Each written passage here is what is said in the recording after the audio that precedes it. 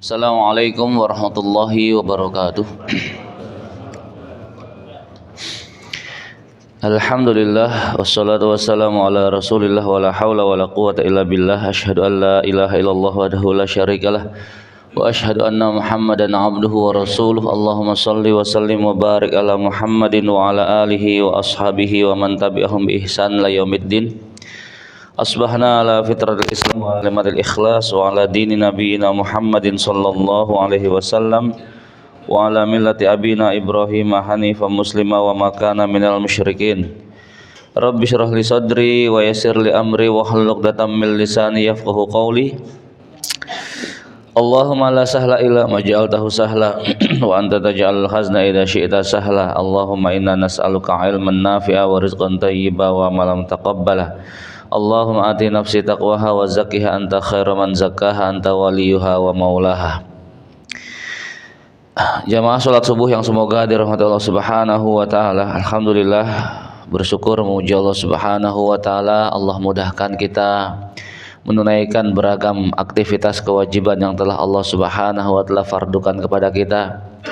Pagi ini dimulai dengan kewajiban kita menunaikan sholat subuh berjamaah. Lalu Allah masih memudahkan kita untuk kemudian mau hadir dalam majelis ilmu.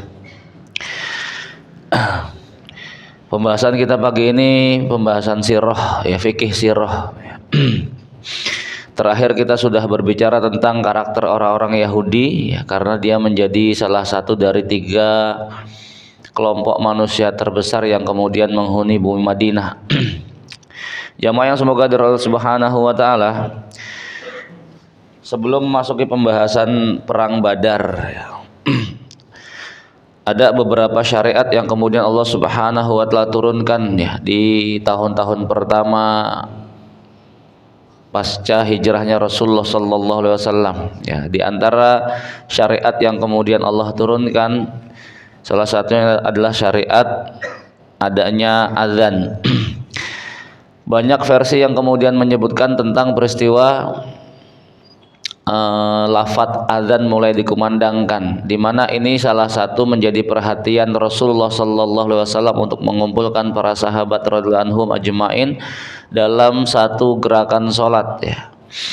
Hadis-hadis yang kemudian meriwayatkan tentang peristiwa diturunkannya syariat azan, ya. Di antaranya pertama dari Nafi', riwayat Ibnu Umar radhiyallahu anhu berkata, ketika orang-orang mukmin tiba di Madinah, mereka berkumpul dan saling menyeru untuk melakukan sholat, sebab saat itu belum ada panggilan baku dengan apa mengumpulkan manusia untuk kemudian menunaikan sholat, ya. Ada yang kemudian ngasih usul menggunakan nakus. Nakus ini kalau kita kentongan gitu, ya, kayu panjang lubang tengah dipukul dengan kayu kecil. Ini biasa juga digunakan oleh syiarnya orang-orang Nasrani, nakus. Ada juga yang kemudian mengusulkan dengan buk, ya, buk itu semacam seruling, ya. Cuman ini juga biasa digunakan oleh orang-orang Yahudi, ya. Kemudian ada juga yang ngasih saran, ya sudah, kalau kemudian waktunya datang kita pancangkan bendera supaya orang kemudian ngelihat lah, ya.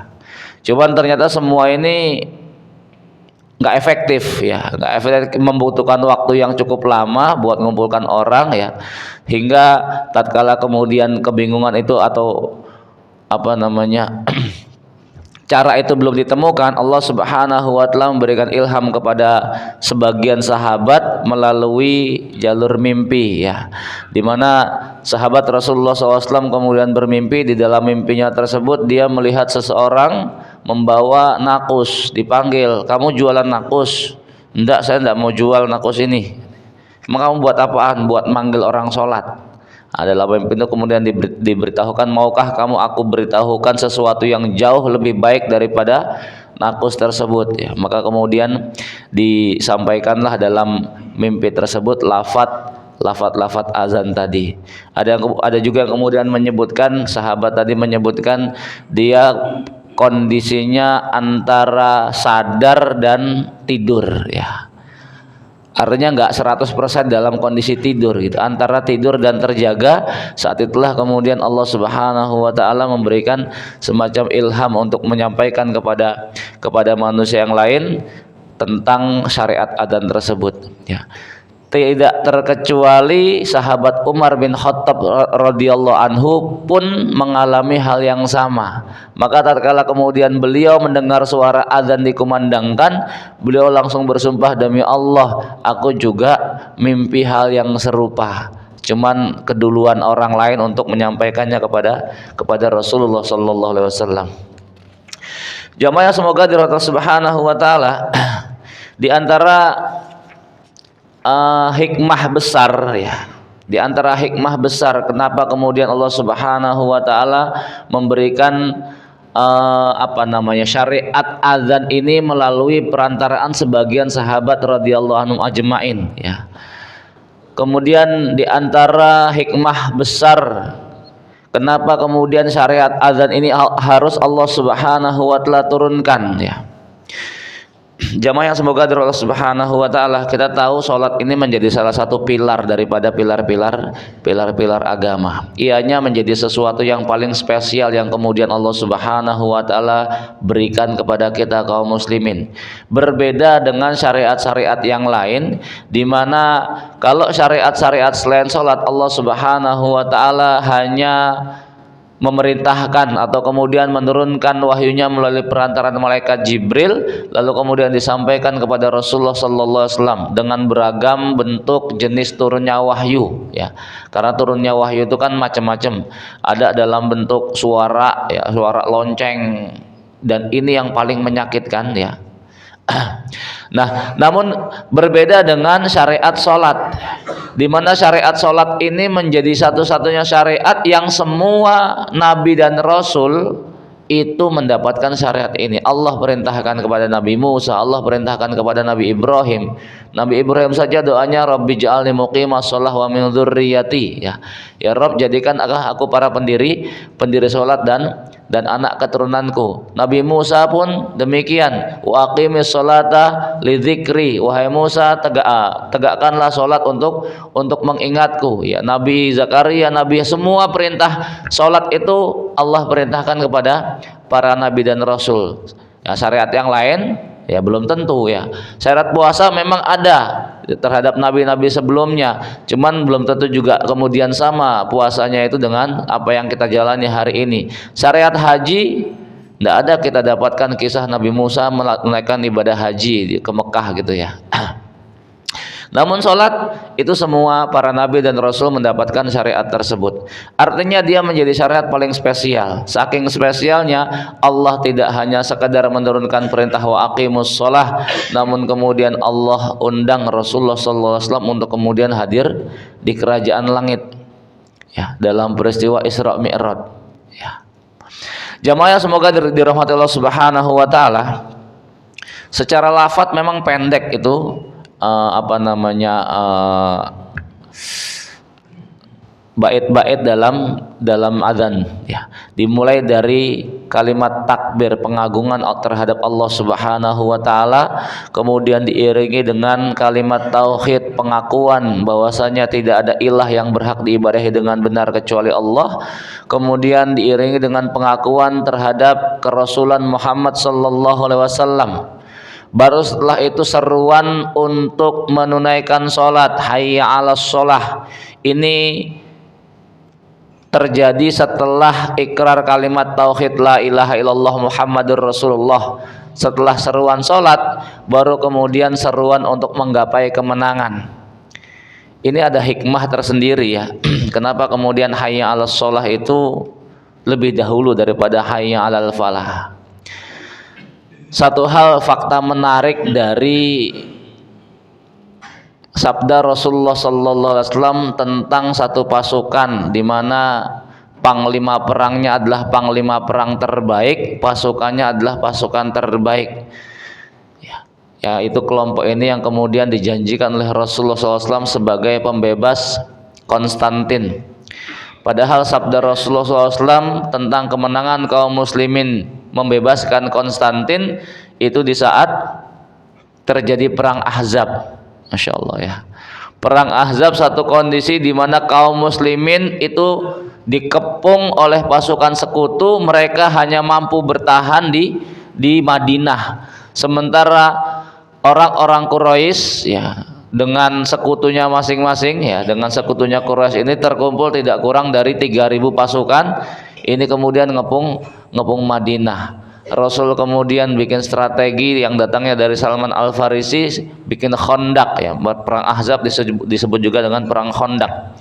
Satu strategi yang belum pernah dikenal di zaman Arab saat itu. Bangsa Arab nggak kenal strategi Khandaq itu ya.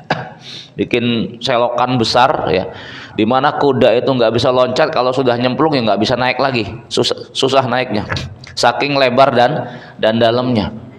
Nah, dalam kondisi ketika kemudian menggali Khandaq tadi, menggali selokan tadi, itu kemudian ada satu kendala, batu besar susah dipukulnya, dipecahinnya nggak bisa-bisa ya, sehingga para sahabat kemudian manggil Rasulullah SAW. Di sini baru terbukti powernya Nabi itu ngalahkan power para sahabat. Rasul hanya mengayunkan godamnya 3 kali ayunan pertama mercikan api. Nah, di sini kemudian bisyarah Rasulullah sallallahu alaihi wasallam. Ya, 3 ayunan tersebut ternyata menjadi bisyarah bahwasanya kaum muslimin akan mencapai timur dan barat ya, menguasai perbendaharaan merah dan putih, yaitu Persia dan Romawi. Bahkan kemudian bisyarah itu sampai kepada Konstantin bahwasanya umatnya Rasulullah SAW akan kemudian mampu membebaskan Konstantinopel ya. 800 tahun setelah hadis itu keluar, bisyarah ini keluar, baru kemudian itu terwujud ya, diwujudkan oleh panglima terbaik dan pasukan tempur terbaik, Sultan Muhammad Al-Fatih. 1453 29 Mei ya. Masya Allah. Apa yang kemudian menjadi latar belakang Allah Subhanahu wa taala kemudian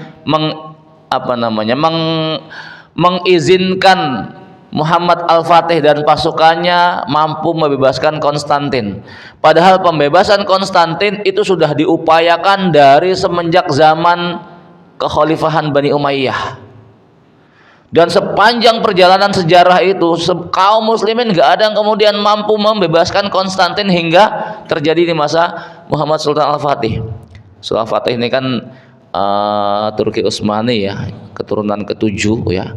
Dan dari semenjak zaman awal Turki Utsmani, berdirinya Utsmani itu, kaum muslimin sudah berupaya juga untuk kemudian membebaskan Konstantin. Namun baru terwujud di masa Muhammad Al-Fatih.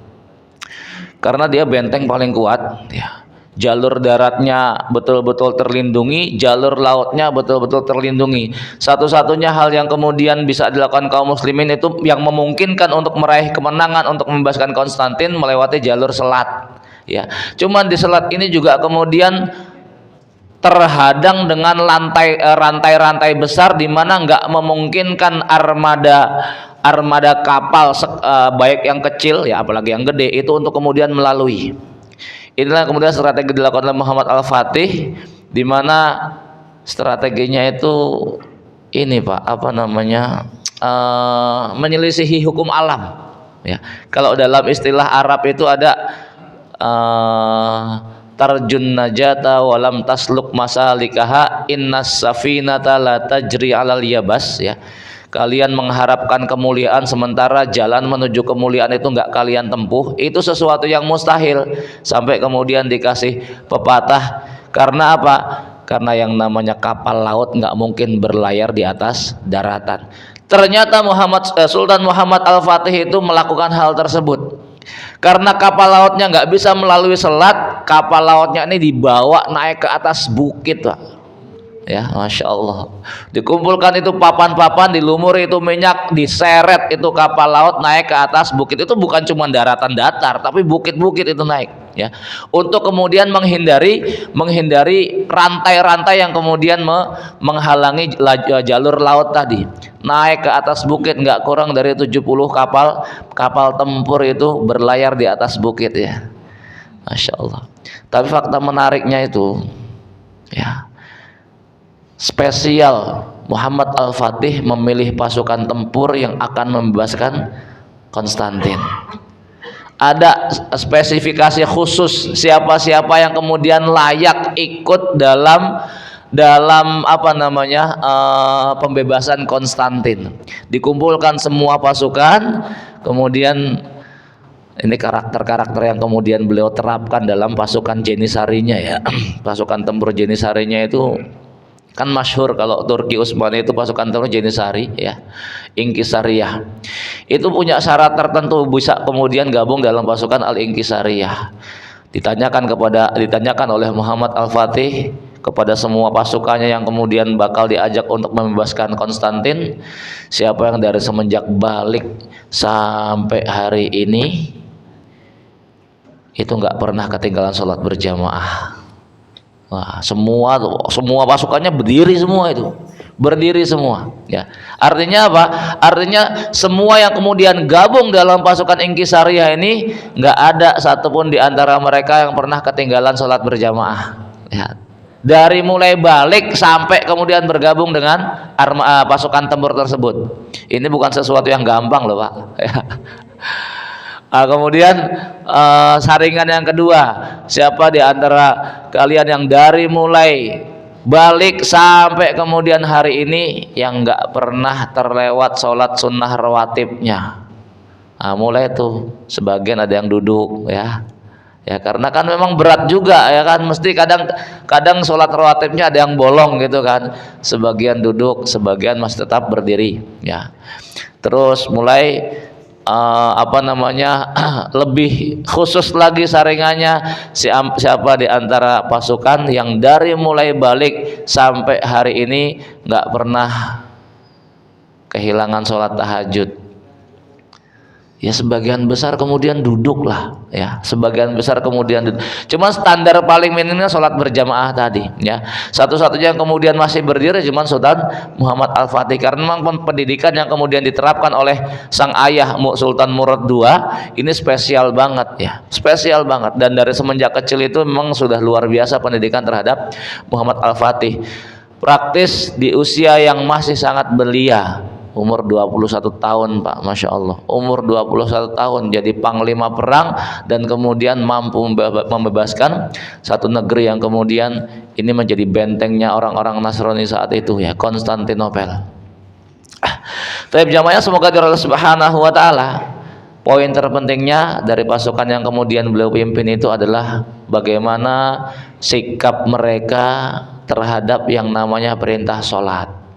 Satu perintah di mana kemudian dalam surat Maryam ya, wa ja'u min ba'dihim khalfun adha'us salat wattaba'us syahawat fasawfa yalqauna ghayya, di mana Allah Subhanahu wa taala memberikan warning akan datang setelah mereka sebuah generasi di mana generasi ini akan menyia-nyiakan perkara salat, wattaba'us syahawat, berangkat dari penyia-nyiaan terhadap perkara sholat itu mesti kemudian muncul efek berikutnya, mengikuti hawa nafsu.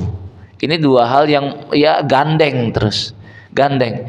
Jamaah semoga dari Allah Subhanahu wa taala, karena di antara hikmah daripada kemudian perintah sholat itu Allah perintahkan ya,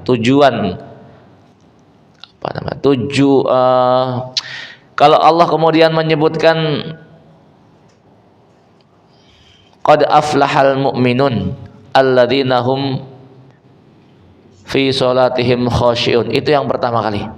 Sungguh telah beruntung orang-orang mukmin. Siapa? Karakter pertamanya mereka yang kemudian khusyuk dalam sholatnya. Pertanyaannya, khusyuk dalam sholat itu macam kayak apa coba? Ada yang ngerti nggak khusyuk dalam sholat itu? Sholat khusyuk itu macam kayak apa coba? Sholat khusyuk itu kalau kemudian kita tarik dengan kisah-kisah ulama-ulama salaf itu, kisahnya Ammar bin Yasir tatkala kemudian beliau mendapatkan tugas jaga malam ya, ribat, kemudian beliau gunakan waktu ribatnya untuk qiyamul lail. Tatkala sholat kemudian kok musuh nyerang, ngelempar anak panah kena betis, dari mulai takbir sampai kemudian duduk di antara dua sujud baru kemudian berasa betisnya kena anak panah. Ya, dari mulai berdiri musuh udah nyerang, betisnya kena anak panah itu, tapi masih sholat, nggak berasa itu anak panah yang kemudian nancep di betisnya. Kapan berasanya? Ketika duduk ada yang ganjel. Ya, coba. Oh, berarti sholat khusyuk itu kalau udah sholat terus nggak ngerasain apa-apa suasananya. Nggak gitu juga ya, kalau ketika sholat nggak ngerasain, ntar imamnya sujud kita masih berdiri, repot juga ya. Ya, hal yang serupa sama dengan kisah Urwah bin Zubair. Tatkala kemudian beliau salah satu satu kakinya ini kemudian terluka, di mana dokter memvonis harus diamputasi. Yang namanya amputasi kan berarti kan dipotong toh. Sebenarnya kalau dipotong supaya kemudian nggak menimbulkan rasa sakit, maka harus dibius. Urwah bin Zubair nggak mau kemudian kalau dibius. Kenapa? Kalau dibius itu kondisinya berarti hilang akalnya. Kalau hilang akalnya otomatis nggak bisa zikir. Nggak mau saya dibius. Lah terus piye? Mau diamputasi tapi nggak mau dibius. Biarkan saya sholat 2 rakaat. Ketika saya sudah tenggelam dalam sholat saya, Anda silahkan tunaikan tugas. Sholat 2 rakaat. Ketika sholat amputasi kemudian dilakukan, amputasi selesai, sholat selesai. Masya Allah tuh. Berarti nggak ngerasain dong ketika kemudian tuh kakinya dipotong. Lihat ya. Apakah kemudian sholat khusyuk itu sholat yang kemudian ketika sudah tenggelam nggak merasakan suasana sekitar? Ya nggak gitu juga ya. Terus gimana konteks sholat khusyuk? Maka Rasul kan nyebut sholat khusyuk itu bukan sesuatu yang gampang loh ya. Tes yang kemudian Rasul berikan kepada sahabat Ali radhiyallahu anhu itu menunjukkan ini perkara yang luar biasa sulit. Bukan berarti nggak bisa ya, luar biasa sulit. Imam Ali pun ketika dites, wahai Ali, kamu sholat 2 rakaat khusyuk tapi nanti tak kasih hadiah. Ya, begitu assalamualaikum ya Ali, yang mana selendangnya? Nggak pakai nengok, yang merah ya Rasul. Wah Ali, kamu sholat mikirin selendang ini ya. Maka Allah Subhanahu menurunkan standar ya. Standar paling minimal di antara substansi sholat khusyuk adalah inna sholata tanha 'anil fahsya'i wal munkar. Sholat itu mampu mencegah pelakunya dari perbuatan fahisyah dan mungkar. Itu standar minimalnya. Standar minimal di mana di antara substansi daripada kekhusyuan sholat seseorang adalah ketika mereka yang kemudian menunaikan sholat, dengan sholatnya itu menghalangi dirinya dari melakukan beragam kemungkaran ya. Maka jamaah semoga dari Allah Subhanahu wa taala, tentunya hal itu nggak mungkin kemudian bisa kita raih kecuali kita memahami tentang urgensi daripada sholat tersebut. Satu perintah di mana setiap nabi dan rasul itu mendapatkan perintah itu. Namun sudah menjadi nubuat Rasulullah SAW, di antara perkara syariat yang kemudian pertama kali diremehkan itu perkara sholat. Kenapa coba Pak? Kenapa sholat ini menjadi hal pertama yang paling diremehkan manusia? Dia aktivitas harian. Orang itu kan kalau kemudian setiap harinya melakukan aktivitas yang sama, lama-lama jenuh nggak? Logika ya, tapi ya, lama-lama jenuh nggak? Jenuh. Setiap hari bangun berangkat kerja, nganter anak, nyiapin makan, berangkat kerja, terus sore pulang, begitu terus. Coba tak tanya yang karyawan, lama-lama jenuh nggak? Iyalah duit ya. Tapi logika manusia ketika kemudian setiap harinya melakukan hal yang serupa, itu lama-lama mesti jenuh ya. Nah, sholat 5 waktu, apalagi nih sehari semalam 5 kali, begitu terus, itu logika sederhananya pasti jenuh. Makanya kenapa kok sholat harian ya, sholat yang 5 waktu itu setiap hari itu masjid kita sepi, beda dengan sholat Jumat toh. Kenapa sholat Jumat itu ramai penuh masjidnya? Seminggu sekali masalahnya ya. Apalagi dengan sholat Id, lapangan penuh ya, setahun sekali ya. Beda dengan sholat fardu ya, itu setiap hari masjid kita rata-rata kosong ya, paling cuma 2 soft 3 soft.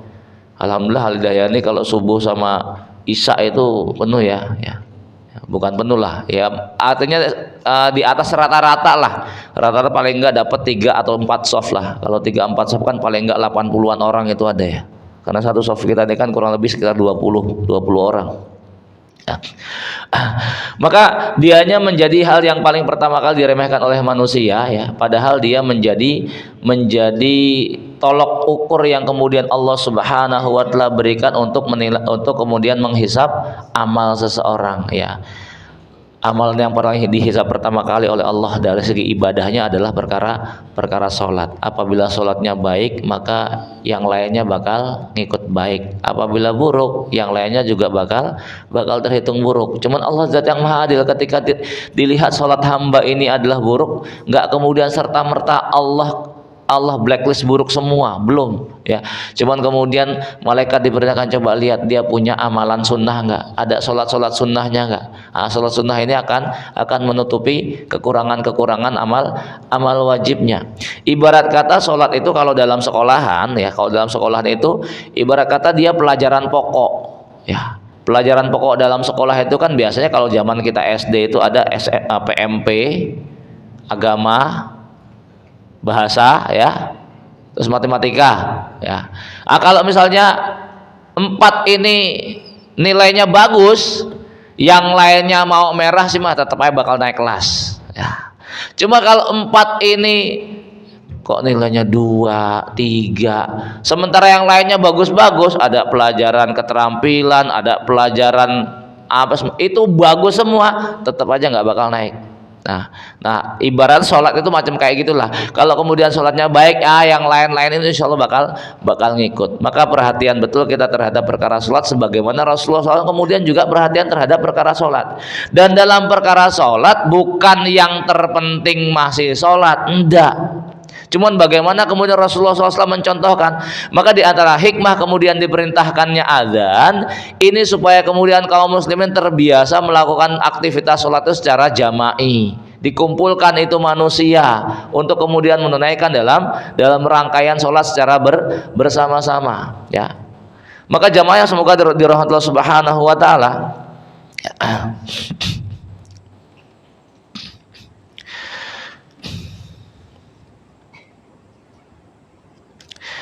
Hikmah azan yang berkaitan dengan sholat adalah sebagai pemberitahuan masuknya waktu untuk memanggil umat melaksanakan sholat berjamaah. Karena hampir sebagian besar syariat itu sifatnya amal jama'i, ya. Sebab berjamaah merupakan bagian daripada syiar Islam. Imam Nawawi rahimahullah ta'ala, beliau kemudian mengatakan, para ulama menyebutkan hikmah dari pensyariatan azan itu paling enggak ada 4. Pertama, dia sebagai syiar daripada Islam itu sendiri. Maka Rasul juga kemudian meletakkan standar, sebuah negeri itu boleh diperangi, coba terdengar suara azan atau enggak, ya. Cuma terkadang ini menjadi salah digunakan. Kalau Rasul menyampaikan suara azan itu menjadi standar apakah sebuah negeri itu boleh diperangi atau tidak, ya kan para sahabat, ya Bu, coba dengar ada suara azan enggak? Kalau ada jangan lanjutkan peperangan, berarti sebagian ada orang Islamnya di sana kan. Cuman ada kemudian yang salah dalam menerapkan standar azan dianggap sebagai standar negeri Islam, ya. Sebuah negeri dikatakan sebagai negeri Islam kalau kemudian terdengar suara azan, ya ini keliru namanya, ya. Keliru. Dikatakan sebagai negeri kaum muslimin, iya, ya. Itu pun kalau kemudian jumlah kaum musliminnya mayoritas. Tapi kalau kemudian selama masih terdengar azan itu kemudian kok dikatakan sebagai negeri Islam, ya ini jelas keliru. Bukan seperti itu standar negeri Islam, ya. Standar negeri Islam ya ketika kemudian kok hukum yang berlaku itu adalah hukum Islam lah. Dan pemerintahannya, pemimpinnya juga kaum muslimin. Itu pertama sebagai syiar Islam. Kemudian kedua sebagai syiar tauhid, ya. Karena di dalam terdapat perintah kalimat tauhid, asyhadu alla ilaha illallah, asyhadu anna muhammadar rasulullah. Kemudian ketiga sebagai pemberitahuan tentang masuknya waktu sholat sekaligus tempat diadakannya sholat berjamaah tadi. Maka kalau kita biasa safar dengar suara azan, ya, nah, kan nyari-nyari, ya, lebih mudah untuk kemudian mencari, ya. Kemudian yang keempat sebagai seruan untuk melaksanakan sholat secara berjamaah. Nah, maka praktek sholat berjamaah itu kaum muslimin dipimpin oleh seorang imam. Dan dalam sholat berjamaah ini nggak ada yang namanya imam estafet, Pak, ya. Imam estafet itu enggak ada. Maksudnya kalau sudah masbuk nggak perlu kemudian dia bermakmum lagi di belakang imam baru, ya. Ya sudah, ketika masbuk sholatnya jadi masing-masing, ya. Kecuali kemudian ini masbuk kalau kemudian dari awal ngikut dengan imam pertama loh, ya. Ya, imam pertama jadi masbuk bisa 1 rakaat. Untuk melanjutkan sholat yang ketinggalan nggak perlu kemudian bermakmum di belakang imam baru, kecuali nggak kebagian dari imam yang utama ya, masuk imam sudah selesai ada kemudian yang masbuk, kita ngikut di belakang bermakmum di belakang orang tersebut, iya.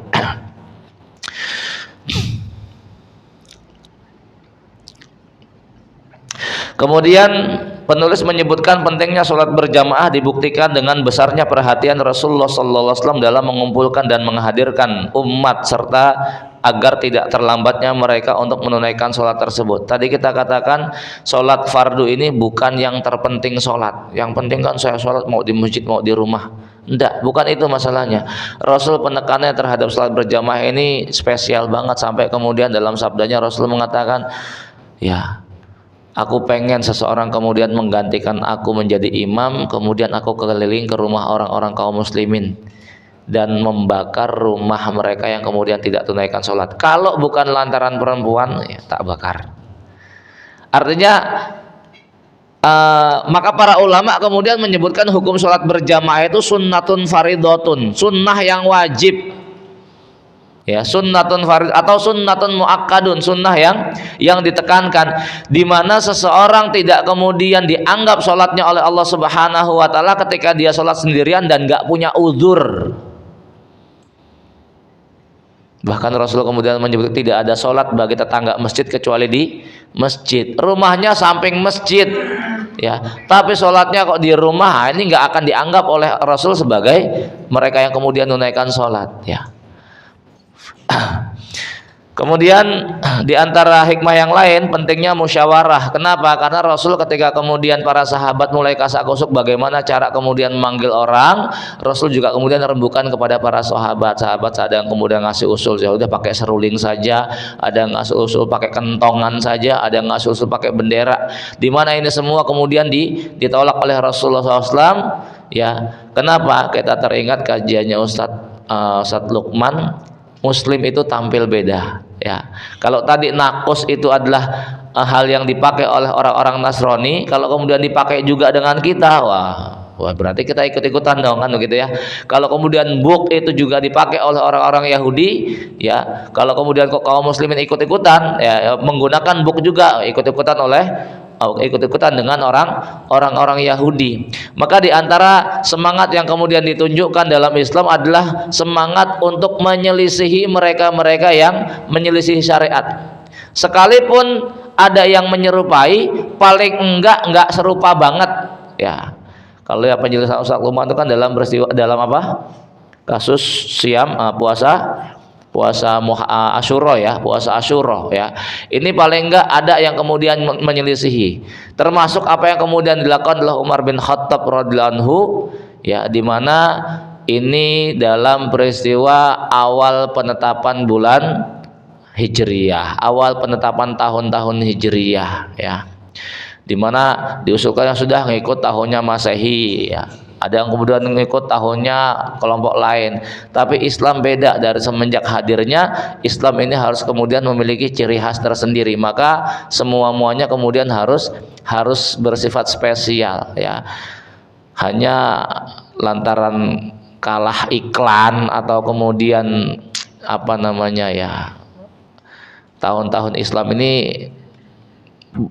bisa dibilang kaum musliminnya banyak yang nggak ngerti tentang bulan-bulan Islam, ya. Justru lebih hafal bulan-bulan Masehinya, ya. Karena memang nggak banyak diajarkan di sekolah-sekolah kita, Pak. Ya, tetap yang dipakai adalah tahun Masehi, ya. Bulan-bulan Hijriahnya nggak banyak dipakai. Kemudian penulis menyebutkan lagi, ya, mulianya seruan azan karena mengandung zikir-zikir yang sangat mulia. Diriwayatkan dari Abu Hurairah radhiyallahu anhu, Rasulullah SAW bersabda, apabila azan dikumandangkan maka saking mulianya itu suara azan, setan itu sampai lari terkentut-kentut, sampai kemudian larinya nggak terdengar suara azan. Begitu azannya selesai balik lagi, begitu qomat kabur lagi, qomat selesai balik lagi, ya. Kemudian ganggu orang ketika sholat hingga kemudian dia terlupa berapa rakaat dia sudah tunaikan sholat, Nah, ini satu sisi termasuk sifat manusiawi, orang itu lupa. Maka disitulah kemudian kenapa manusia itu bahasa Arabnya insan, ya. Insan itu dari kata nasia, ya. Nasia itu artinya lupa. Maka Rasul kemudian menyebutkan al insanu mahalul khata' wan nisyan, ya. Manusia itu tempatnya salah dan tempatnya lupa. Itu hal yang lumrah. Cuman di balik semua itu tetap terdapat hikmah. Kenapa kemudian kok manusia dijadikan tempat lupa? Kalau nggak dikasih sifat lupa, sedih terus ntar, ya. Keingetan almarhum, ya kan? Maka dikasih sifat lupa, ya, supaya kemudian nggak bablas sedihnya. Di antara keutamaan azan disebutkan dalam hadis Rasulullah sallallahu alaihi wasallam, ya, yang diriwayatkan dari Abu Hurairah bahwasanya Rasulullah SAW bersabda, orang yang mengumandangkan azan diampuni dosa-dosanya sepanjang suaranya. Sepanjang suaranya, semua yang mendengarnya akan bersaksi atasnya pada hari kiamat. Oh ya, masya Allah, ini bisyarah buat Mas Ghazali itu, ya, muadzin, ya. Diampuni dosanya sepanjang suaranya, ya. Dan kemudian semua mereka yang mendengar akan bersaksi di atasnya. Ya, bahkan kemudian di padang mahsyar, di mana nih satu tempat semua manusia berkumpul dan mereka datang ashtata dengan beragam bentuk. Gambaran miniatur ashtatanya padang mahsyar itu adalah ketika kaum muslimin berkumpul di Mekah menunaikan ibadah haji. Cuman kalau ashtatanya di dunia hari ini itu hanya perbedaan warna kulit, perbedaan bahasa, perbedaan sedikit fisik gitu, ya. Ada yang mancung, ada yang pesek, ada yang hitam, ada yang putih, ada yang kemerah-merahan, ada yang tinggi, ada yang pendek, ada yang gede badannya, ada yang kemudian rodok kerdil dikit gitu kan, ya. Tapi ashtatanya padang mahsyar itu ragam bentuknya sesuai dengan amalannya di dunia. Nah, maka di antara yang kemudian Rasul sebutkan, muadzin di padang mahsyar itu lehernya paling panjang, ya, masya Allah. Artinya ini berarti satu pujian, bukan kemudian satu celaan loh, ya. Kecuali mereka-mereka yang kemudian melakukan kemaksiatan, maka mereka hadir di padang mahsyar itu dalam kondisi sesuai dengan amalan mereka. Rasulullah SAW memerintahkan untuk mengucapkan kalimat serupa, ya, bagi mereka yang kemudian mendengarkan suara azan, ya, di mana perbuatannya tentu mengandung pahala yang besar. Dari Abdullah bin Amr bin As radhiyallahu anhu bahwasanya ia mendengar Nabi bersabda, apabila kalian mendengar suara azan, ucapkanlah seperti yang diucapkan oleh muadzin. Kemudian bersolawatlah kepadaku. Sesungguhnya barang siapa bersolawat kepadaku 1 kali, maka Allah akan bersolawat kepadanya 10 kali. Kemudian mintakanlah ampunan kepada Allah kemudian mintakanlah kepada Allah wasilah. Ini berarti doa pada azan, ya, doa setelah azan. Sesungguhnya hal tersebut adalah satu tempat di surga di mana hanya diperoleh oleh salah satu di antara hamba-hambanya, dan aku berharap, kata Rasul, hamba tersebut adalah aku. Barang siapa mendoakanku untuk mendapatkan wasilah tersebut, niscaya dia mendapatkan syafaatku, ya. Syafaat Rasul ini menjadi sesuatu yang spesial, Pak. Spesial banget syafaat Nabi ini, ya. Dan bisa dikatakan nasib semua manusia itu bergantung dengan syafaat Rasulullah SAW pertama kali, yaitu syafaatul uzma, ya. Ketika Rasulullah sudah memberikan syafaatul uzma, baru kemudian proses peradilan di alam akhirat itu berjalan. Ini saking mulianya Rasulullah SAW di mata Allah Subhanahu Wa Taala, maka kemudian Allah jadikan beliau sebagai sayyidnya para nabi dan rasul. Hikmah yang lain, disyariatkan azan berdasarkan mimpi sebagian daripada sahabat dan bukan berasal dari Nabi sendiri, menunjukkan tentang tingginya pujian beliau terhadap orang lain. Di samping ini menunjukkan betapa spesialnya para sahabat. Mudah saja bagi Allah Subhanahu wa Ta'ala menurunkan wahyu kepada Rasul untuk kemudian turunnya syariat azan. Namun kemudian ternyata Allah Subhanahu wa Ta'ala menurunkan dalam bentuk mimpi terhadap para sahabat yang lain, ya. Ini menunjukkan betapa para sahabat itu punya rating spesial di mata Allah Subhanahu wa Ta'ala. Masih ingat juga kan kajiannya Ustadz Lukman ya. Di mana para ulama hadis kalau kemudian sudah ketemu kok jalur hadis ketemu sahabat, sudah nggak dipertanyakan lagi tentang kredibilitasnya, nggak dipertanyakan lagi tentang keadilannya, nggak dipertanyakan lagi tentang kesolehannya. Kalau sudah ketemu nama sahabat, kalau selain nama sahabat itu masih dipertanyakan tentang kredibilitas orang tersebut. Tapi kalau sudah ketemu sahabat nggak dipertanyakan. Kenapa? Yang ngasih kesaksian itu Allah langsung, ya. Allah langsung ngasih kesaksian dengan satu kalimat radhiyallahu anhum wa radu'an. Kalau Allah sudah redho, nah kita nggak manusia ngapain kemudian kok nyari-nyari ngecek-ngecek kesalahannya, kan begitu. Maka ya berbicara tentang sahabat, tutup semua celah para sahabat ya. Kalau kemudian kok ada manusia hari ini, manusia sekarang kok berani mencela sahabat, bisa dipastikan kualitas Islamnya itu mesti minim ya. Maka disitulah kemudian kok Syiah, kenapa kemudian kok Syiah itu nggak diakui bagian daripada kaum muslimin, karena kebrutalan mereka dalam mencela para sahabat ya. Bahkan dikatakan semua sahabat itu kafir ya semenjak meninggalnya Rasulullah SAW, kecuali hanya beberapa orang saja. Inilah pujian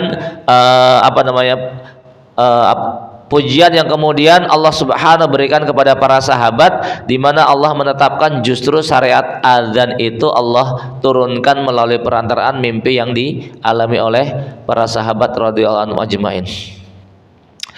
Kemudian Imam At-Tabari meriwayatkan terhadap tafsir firman Allah Subhanahu wa taala ini dalam surat Al-Maidah berarti, wa idza nadaitum ila sholati takhudhuha huzwa wa la'iba, dan apabila kamu menyeru kepada mereka untuk menunaikan salat, niscaya mereka menjadikannya bahan ejekan dan permainan.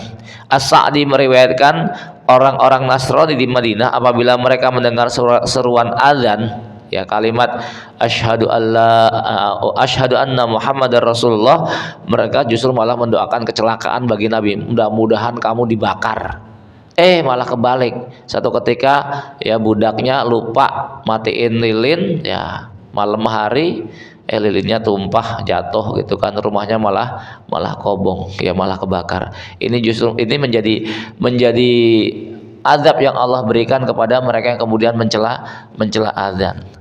Dan masa kita hari ini tuh ada Pak ya, mereka kemudian menyamakan suara azan dengan naudzubillah summa naudzubillah ya, mencela lah, poinnya mencela azan. Memang unik bangsa kita Pak, unik bangsa kita ya. Taib jamaah, semoga di Allah Subhanahu wa taala itu beberapa hikmah daripada pensyariatan azan ya. Hal-hal yang kemudian Allah turunkan, syariat-syariat yang Allah turunkan ya, ketika kemudian Rasulullah SAW ini hijrah ke Madinah, karena di awal kita sudah katakan akan berbeda nanti jalur politiknya ketika Rasul masih di Mekah dan ketika Rasul sudah di Madinah, satu tempat di mana hubungan sosial harus sudah memiliki aturan main ya. Karena kaum muslimin ini sudah kemudian memiliki tamkin, memiliki wilayah di mana Rasulullah SAW kemudian menjadi pimpinan terbesar mereka, di mana banyak syariat-syariat yang kemudian sudah Allah terapkan ya, yang kemudian syariat sholat ini sejatinya dari mulai Rasul masih di Mekah itu sudah ada perintah untuk sholat ya kan, cuman kemudian sholatnya belum yang kemudian sifat 5 waktu, masih kemudian malaikat Jibril datang nyuruh sholat ya, kemudian waktunya tiba sholat, malaikat Jibril datang lagi nyuruh sholat ya. Sampai kemudian syariat sholat ini ditetapkan 5 waktu, dan kemudian syariat adzan ini juga Allah Subhanahu wa taala turunkan. Taib jamaah, semoga dari Allah Subhanahu wa taala ya. Mungkin demikian kajian di pagi ini, mudah-mudahan Allah Subhanahu wa taala memudahkan ya, dan memberikan kepada kita kemampuan untuk menunaikan setiap syariat yang telah Allah Subhanahu wa taala tetapkan. Dan mudah-mudahan kita mendapatkan manfaat dari kajian di pagi ini ya. Udah suruh belum? Udah kan? Nah, ada question nggak? Oke, monggo silakan. Pernah lihat ada orang sholat kusuk kayak Kondisi sekarang kita nggak nyaksikan itu, ya, nggak pernah, ya, ya. Artinya begini Pak. Makanya kalau kita baca kisah-kisah para sahabat itu ya, itu nyaris di luar logika, nyaris di luar logika ya. Bisa dikatakan nggak nemu, kita buat kondisi hari ini nggak nemu, ya. Ya kita lingkungannya begini semua masalahnya kan ya. Cuman kita pastikan kisah-kisah itu nyata, karena kisah itu disampaikan oleh mereka manusia-manusia yang terpercaya, mereka para periwayat hadis itu menyampaikan kisah itu, ya. Cuman kalau kemudian nyari kok orang punya kualitas sholat kayak gitu, kita ya nggak bakal, nyaris nggak bakal nemu lah, ya. Karena kita lingkungannya begini gitu ya, lingkungannya kita yang kemudian dominan terhadap dunianya itu lebih, ya. Nah, pertanyaan begini, ada orang-orang yang kemudian dia bisa nggak merasakan letih, nggak merasakan capek ketika menunaikan ibadah, kira-kira faktornya apa coba? Hah? Faktornya apa? Kalau logika, kalau yang bisa kita jelaskan secara logika itu faktornya faktor seneng, Pak. Ya, faktor seneng. Kita ngelihat ya, anak kecil itu kan senengnya apa? Main dari pagi sampai sore, kitanya aja yang ngeliat itu capek. Tapi itu bocah itu happy aja gitu ya. Kenapa? Seneng masalahnya. Ya, orang nyari duit itu capek nggak Pak? Hah? Capek nggak nyari duit? Capek, tapi buat yang ngejalanin ngerasa capek nggak? Happy aja. Kenapa? Senang dengan duit masalahnya. Nah, sama ibadah juga kayak begitu. Kita yang kemudian ngelihat orang ibadah sholat, ruku sujud, apalagi kemudian bacaannya panjang, apa nggak capek kayak gitu ya? Tapi yang menunaikan dengan senang, dengan rasa cinta, dengan faktor iman, itu nggak merasakan letih, nggak merasakan capek. Kenapa? Senang faktornya. Ya. Ini yang ya, faktor pendidikan itu juga pengaruh ya. Artinya beda lah para sahabat yang kemudian dididik oleh Rasulullah SAW, kemudian para tabi'in yang dididik oleh para sahabat radhiyallahu anhum, sehingga kualitas iman, kualitas ibadah mereka ya juga kayak sampai tingkatan kayak begitu ya. Yang tadi kalau kemudian kita tarik dengan logika kita hari ini, kayaknya kok nggak mungkin ada orang kayak gitu. Tapi kisah-kisah itu nyata dan pernah ada, dan ada orang yang kemudian melakukannya, gitu ya. Coba kalau ditanya kondisi orang hari ini pernah lihat nggak? Ya nggak pernah lihat memang. Gitu Pak. Wallahu a'lam. Monggo.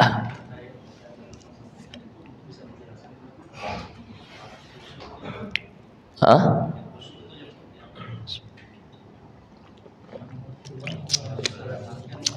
Ya makanya tadi kita katakan, kalau tanya sholat khusyuk itu macam kayak apa sih? Ya, sholat khusyuk itu macam kayak apa? Kita sulit menjelaskan kriteria sholat khusyuk, maka kemudian Allah turunkan standar minimal sholat khusyuk. Ketika sholat khusyuk ini sulit untuk digapai, paling tidak substansi daripada sholat khusyuk itu bisa diupayakan oleh kita. Apa substansinya? Tadi sebagaimana firman Allah Subhanahu wa taala, inna sholata tanha 'anil fahsya'i wal munkar. Indikator sholat seseorang itu khusyuk ketika kemudian terwujud dalam amaliyah nyata harian, dimana dengan sholat itu ya para pelaku sholat terhalangi dari melakukan hal fahisyah dan hal yang mungkar. Beragam perbuatan fahisyah, beragam perbuatan kemungkaran ini terhalang dari mereka yang kemudian menunaikan sholat. Maka kalau kemudian seseorang dia satu sisi sholat tapi satu sisi masih sedang maksiat, ini substansi khusyuknya belum dia dapatkan. Ya, dimana seharusnya ketika mereka yang menunaikan sholat, dengan sholatnya itu paling tidak nampak dalam amalan-amalan keseharian. Maka kalau dalam sering kita menyampaikan, semua syariat Allah itu muaranya ada pada akhlak, Pak. Ada pada akhlak, ada pada adab.